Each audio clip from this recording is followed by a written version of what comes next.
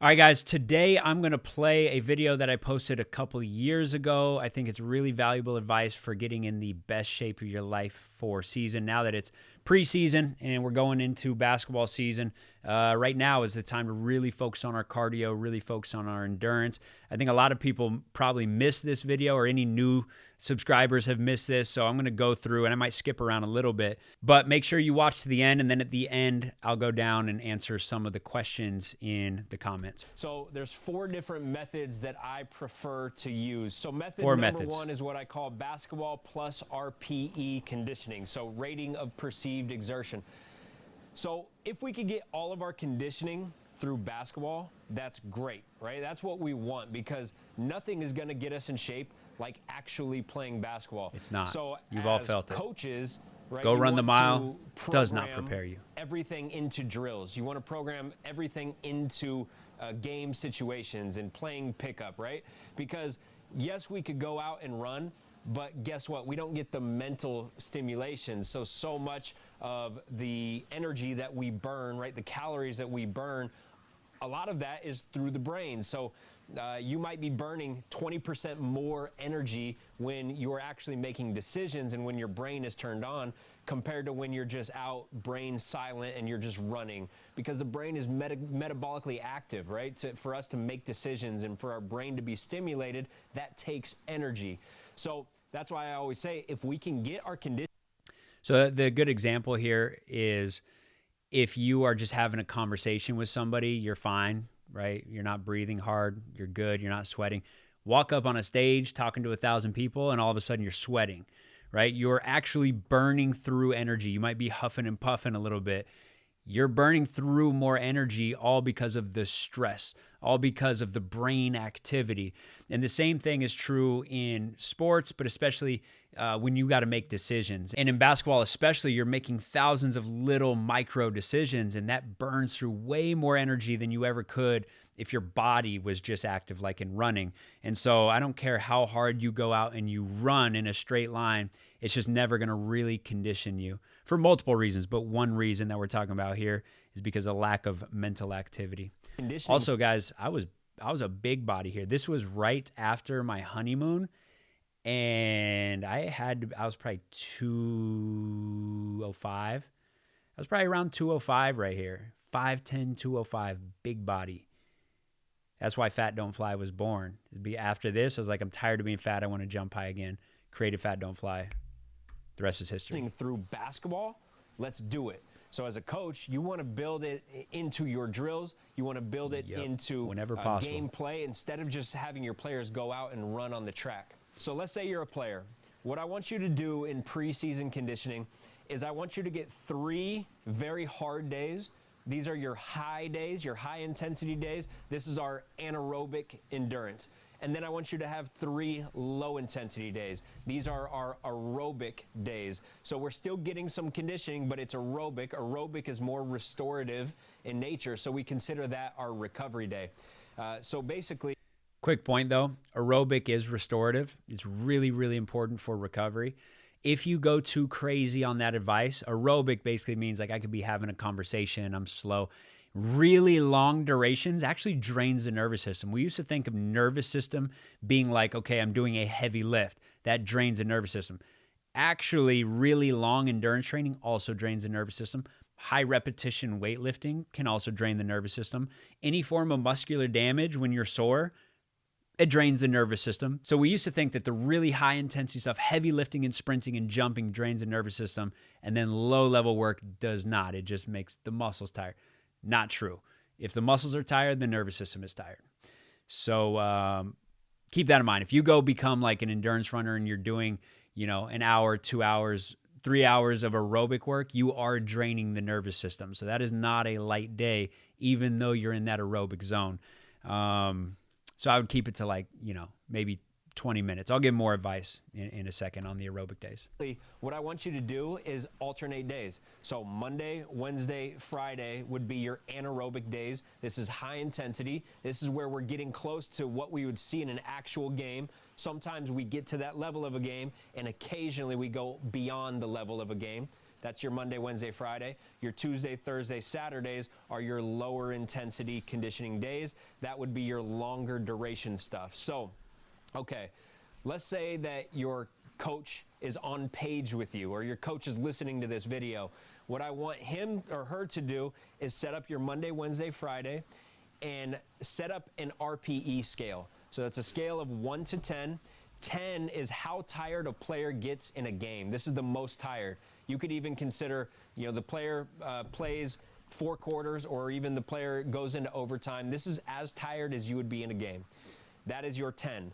What I want you to do on your Monday, Wednesday, Friday is get between 7 and 10.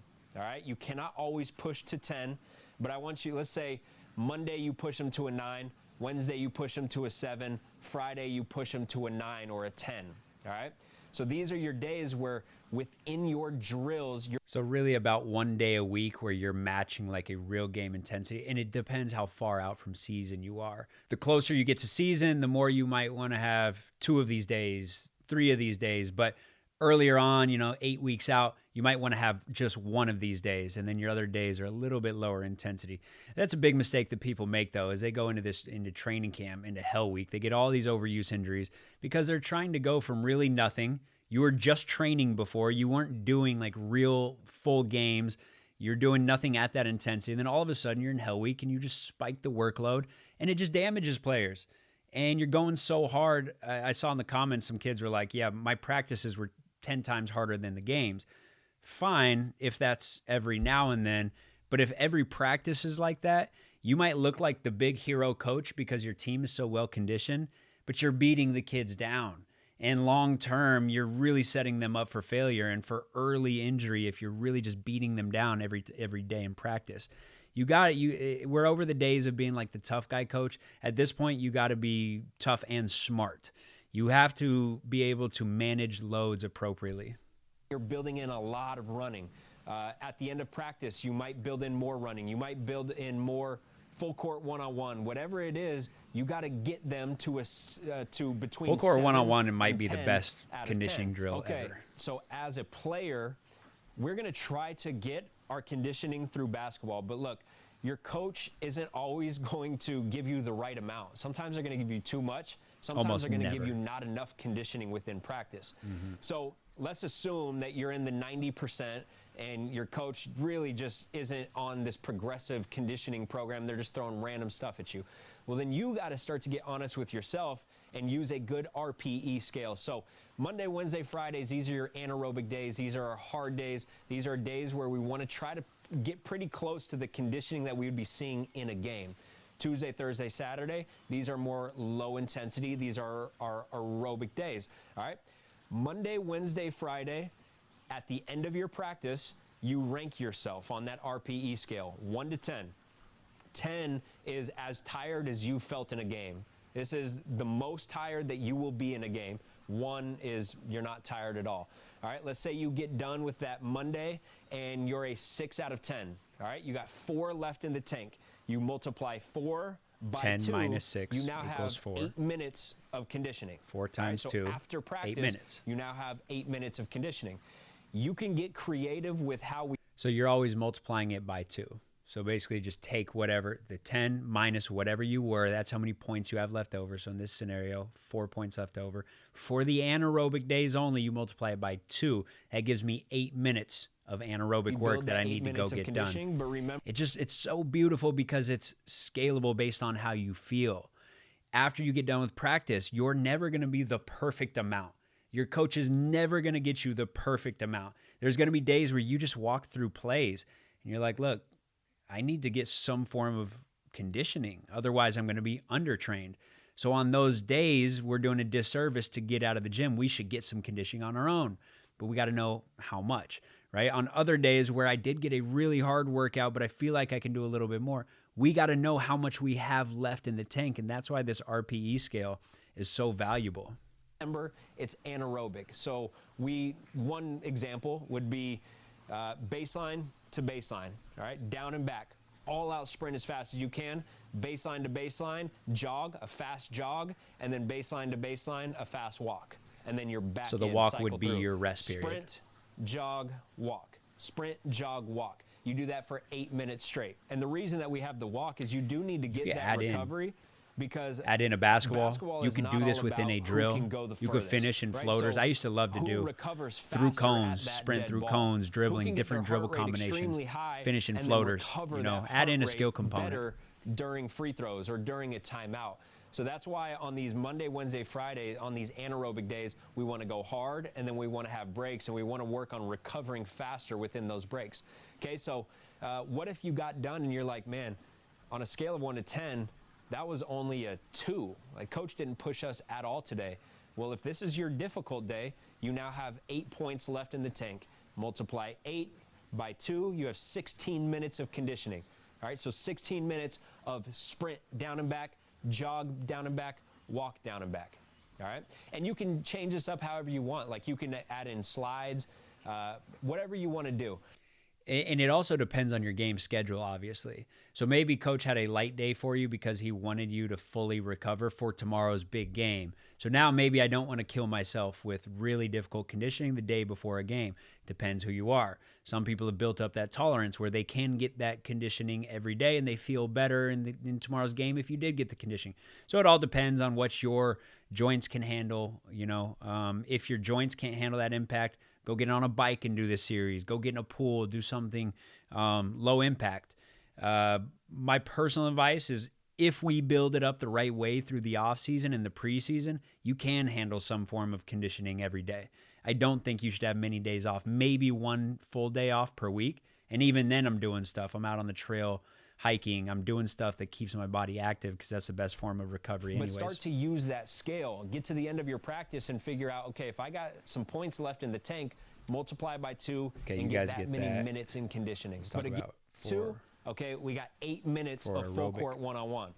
And let's say we get 1 or 2 timeouts each, so that way we can have those little breaks in between. Yeah, full court one-on-one. Tuesday, so Thursday, you could say, okay, we got 8 minutes of full court one-on-one, and then we each get a couple timeouts.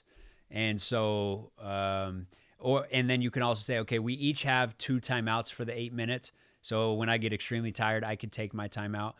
And or you can do some sort of scaling system with the points where it's like every 3 points, you get a 30-second break.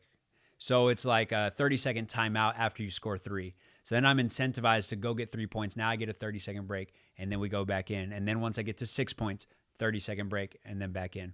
So you can come up with different ways, different kind of rules in the game to get you just the perfect amount of rest, but still push yourself hard in the full court one-on-one. This is our recovery days. It's okay to, if you need the conditioning, if you feel like you're the type of player that gets tired in a game and you need to significantly improve your conditioning, we can still work hard on these Tuesday, Thursday, Saturdays. I just don't want to stress the body in the same way. So we don't want that intense anaerobic sprint type of work. Yep. Those are days where we want to get longer distance. So this is more jog. This is more, only gets you to a 2 out of 10.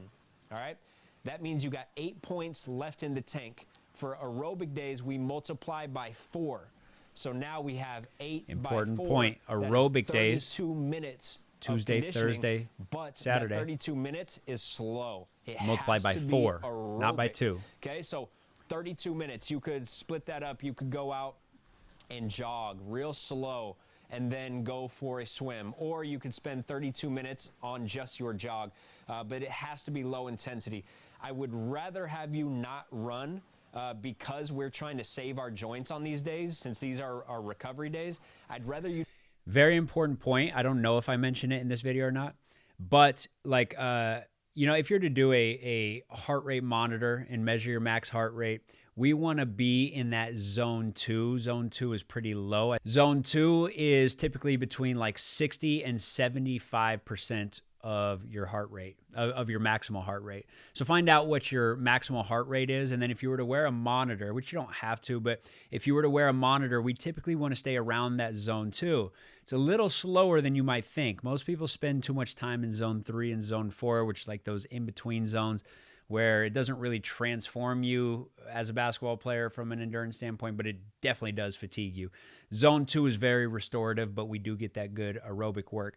So between 60 and 75% of your heart rate max. But you got to keep in mind that you might be able to just do this in a shooting session. So you might be able to get 30 to 40 minutes of extra shooting. And as long as it's not really slow and sloppy, you might be able to stay in that zone 2 or low zone 3. If I just have like a rebounder, or I'm shooting and I'm taking a light jog and I grab it and then I get another shot, or I'm going like sideline to sideline with some shooting, slow jog the entire time for 20, 30, 40 straight minutes, that could end up being really good zone 2. If you're really out of shape, you would get into zone 3, zone 4, doing that type of work. So you might actually have to go lower. For some of us, it's literally like a shot and then walk, grab the rebound. Shot, walk, grab the rebound, if you're really poorly conditioned. But just know that you might be able to build this just into your normal shooting sessions. You might not have to actually go out for a jog. You do low impact. So like we use the arc trainer. There's different ways that you could do this. I love pool for this low level, long duration endurance work, a very slow swim that is constant. But keep in mind, are you going to do skills training after practice? Because that's going to take a lot of your conditioning as well, right? Yeah, Even so just getting up shots. If you're getting up shots quick and you go for, 20 minutes straight, that's a good amount of aerobic endurance. Yeah, basically what I just mentioned. And just use that day for recovery. Because I would rather you so that when we got into our endurance training, it would lower, but we're still above where we were before. So conditioning is the most important. Conditioning is more important than explosiveness when season actually. I repeat, conditioning is more important than explosiveness by the time season comes. Okay? Coming from the explosion guy, the guy who's obsessed with vertical jump and speed and change of direction, by the time season comes, let's try to maintain all that stuff. And we could build a little bit. But most importantly, let's be in really, really, really good shape, because now we can go exhibit the explosiveness throughout the entire game. We are not just warm-up dunkers. We do it 1 through 4. 1 through 4 and OT. And you exhibit your skills. The game is so much easier when you're in great shape. Like, I don't think that people understand, because they're so used to going out and getting tired on the court over and over and over again, and they think that that's just part of the game. You could get in really, really, really good shape. And yeah, you'll still be a little bit tired here and there, but you're fresh enough to really be your best self. You shoot well, even under fatigue. You dribble well, even you make great decisions, even when you start to get tired. The game is easier when you're in great shape. It comes around. So a lot of you guys will need to do your aerobic endurance on that too. But don't do anything intense. I would stay on my low days. I'm going to add my high intensity lift. I would go the opposite with it. So I would go your high intensity lift on your Monday, Wednesday, Friday. So then the system, your body, has a day for recovery, full recovery. Yeah, so basically, like, if you were going to do, let's say you're on vert code and you wanted to do high intensity days still, or you just want to do a high intensity lift. And what I mean by high intensity would be like heavier weight, lower repetitions. Or on a plyometric, it would be like, your depth jump or something explosive. Sprinting, these are high intensity things. You would put that on your higher intensity day. So you would want to do that before practice, okay? High intensity lift, then practice, and then conditioning. It should be in that order ideally, or split them up. You could do your high intensity lift early in the day and then your practice and your conditioning in the afternoon. But I would try to put that all on one day. This is the high-low model, which basically gives me a day rest in between.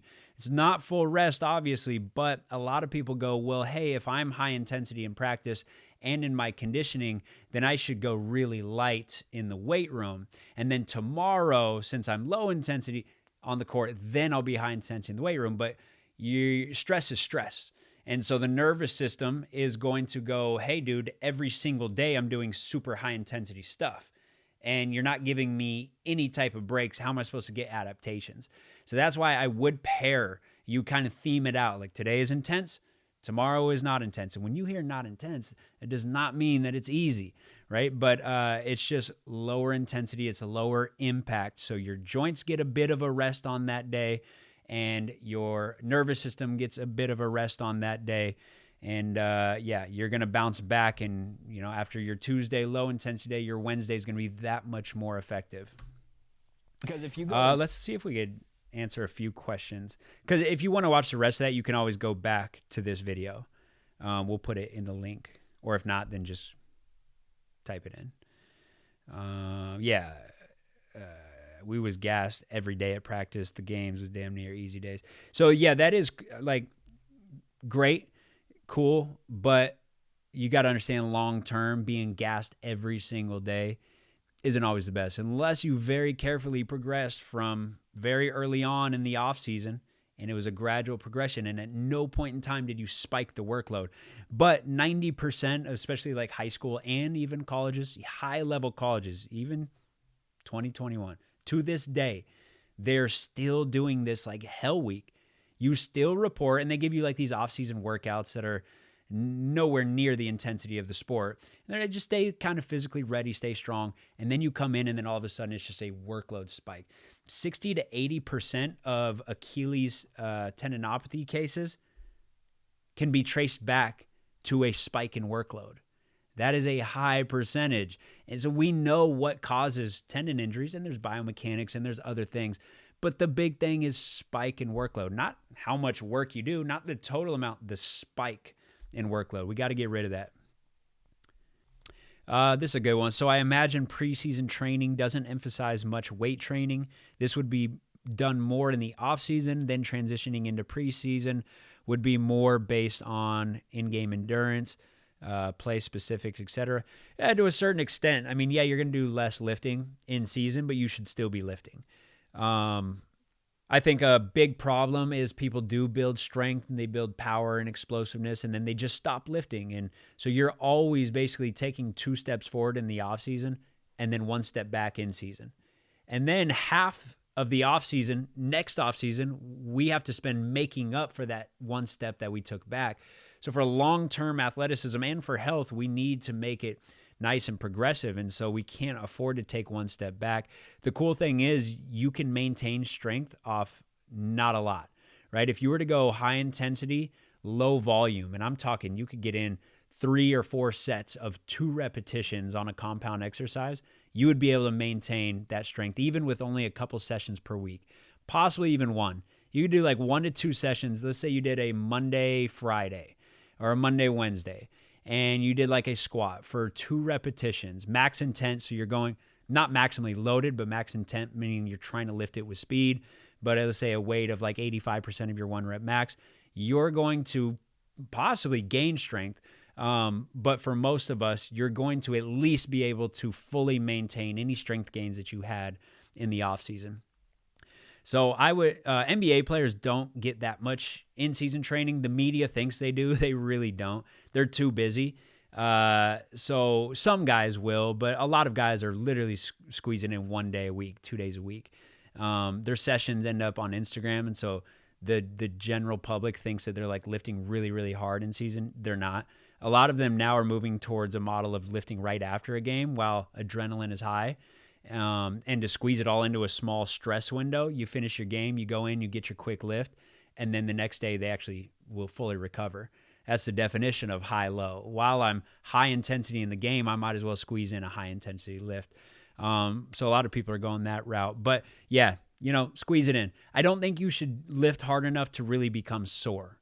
And I don't think that you need soreness anyways. I think you should always have that feeling the next day of like, oh, I did lift. Like if you kind of check in, you might feel a little bit. But if you're getting really sore, just know that you're going out on the court and you're coming up with compensation patterns. You're moving slightly different. And in those compensations can come injuries. So yeah, if you're lifting hard enough to get really sore and then you're going and playing basketball, that's not the best thing for your body. But yes, you should be lifting to a certain extent. Let's answer one more. Which heart rate percentage should you do for the low days? Zone 2. Zone 2 is that 60 to 75%. So go get like a polar heart rate monitor, hook it up. It's a good investment to have anyways. Hook it up and, you got to first assess your max heart rate. You could do like the old school 220 minus your age, but that's not really accurate, especially if you're young and you're super fit. So I would do an actual maximal heart rate test and then multiply that maximal heart rate by 0.6 or 0.75, and that's going to give you your ideal heart rate zone for those lower intensity days. All right, guys, any more questions, leave them below, and I'll try to answer them in a future video. Until next time, I'm out.